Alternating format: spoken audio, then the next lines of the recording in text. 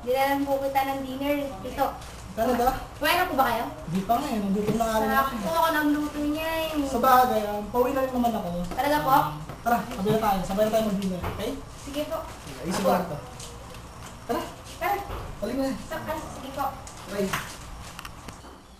Uy, dito. Nagustuhan niyo po ba yung dinner na nilalako? Siyempre naman. Bago na kain. Alam niyo po, specialty ko po yun. Talaga? Mm. Paling sarap pala tayo magluto. Ay, nga po sabi ng mama ko nakakaya yun. Uy, Nicole! Kailan ka pa nandito?